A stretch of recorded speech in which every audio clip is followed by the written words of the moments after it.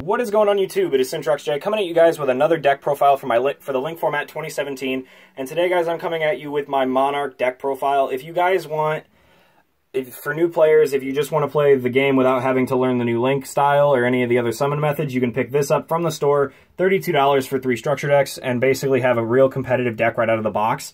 And if you guys want to see a deck list for 3 of these Monarch Strike structure decks, I will bring that to you if you need.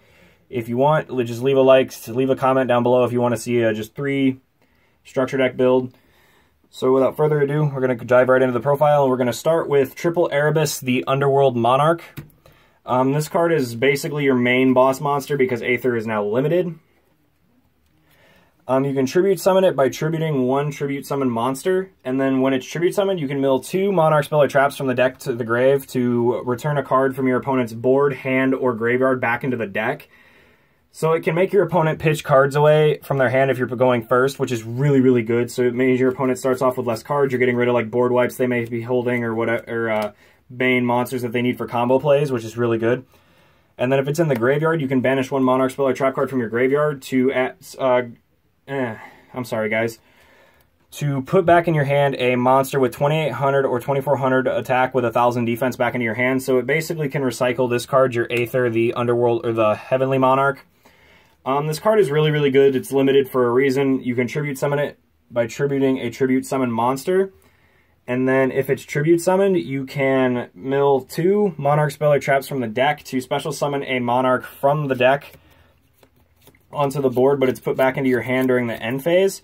So it's really good. It's a real good search engine for the deck. So not only does it push for damage, it also gives you search, which is the reason why it's limited. It's really, really good. And then we go off to our Mega Monarchs. We play 1 Zaborg, the Mega Monarch. I like this card a lot. If you tribute summon it, you can tribute summon it by tributing 1 tribute summon monster, and then if it's tribute summoned, you can target 1 monster on the board and destroy it. And if that monster was a light monster, you can make your opponent mill cards from their extra deck to the grave. And then if it's tribute summoned using a light monster, you can select the cards that your opponent mills. This deck has so much hate for the extra deck, it's not even funny. And Zaborg kind of pushes that really, really beyond its boundaries. So basically, you can get rid of cards that your opponent really, really needs in extra deck, like Omega or Minerva. So it's really good. And then we play 1 Mobius, the Mega Monarch. This card you don't really need. It's not all that great in my personal opinion. You can tribute summon. You can tribute summon it by tributing 1 tribute summon monster.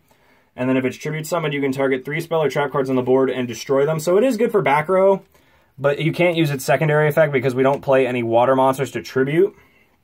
And I didn't feel like teching them in just for that 1 card. If you guys want to play that the water vassal for this card, go ahead and do it, but I couldn't see the point. And then for a regular Monarch, we play 1 Testalios, the Firestorm Monarch. I am going to cut that for a Mega Monarch in the future because I just want to play straight up Mega Monarch. But if this card is tribute summoned, you can make your opponent discard 1 card from their hand, and if that card was a monster, you can make them deal damage to them equal to that monster's level times 100, which is really, really good.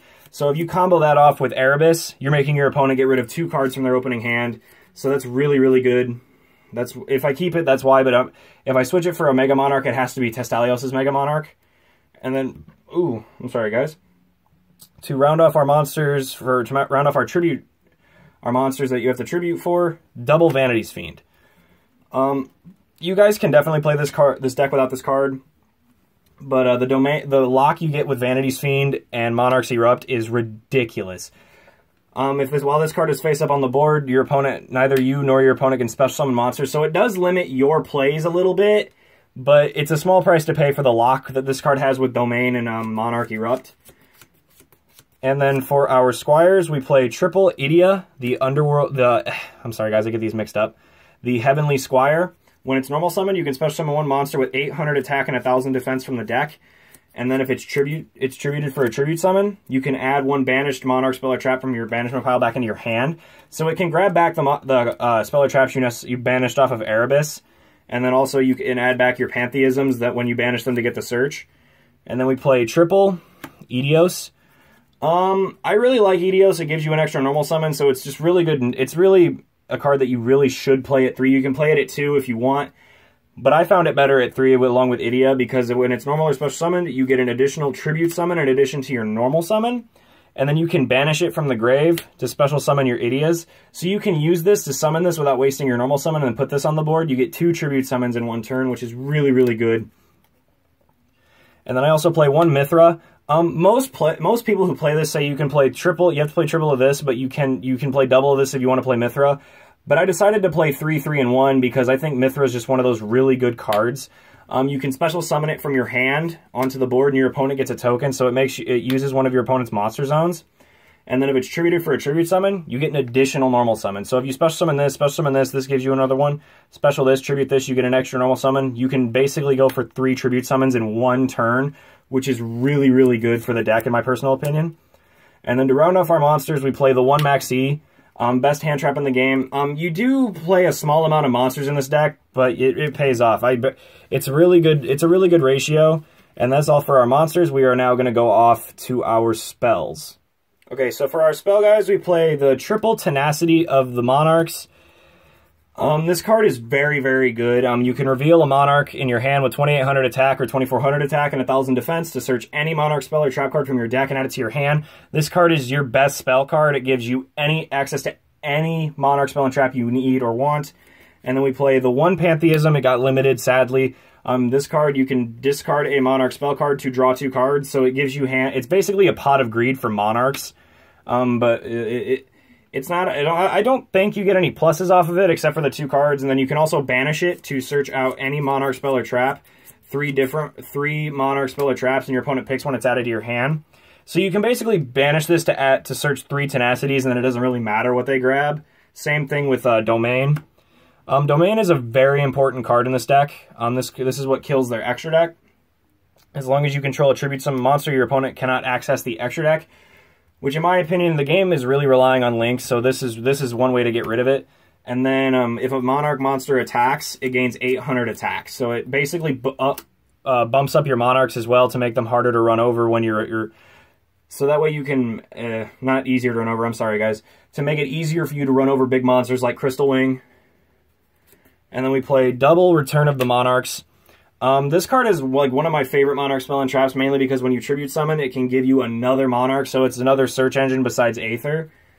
And then we play 1 March. This card is basically your board wife insurance.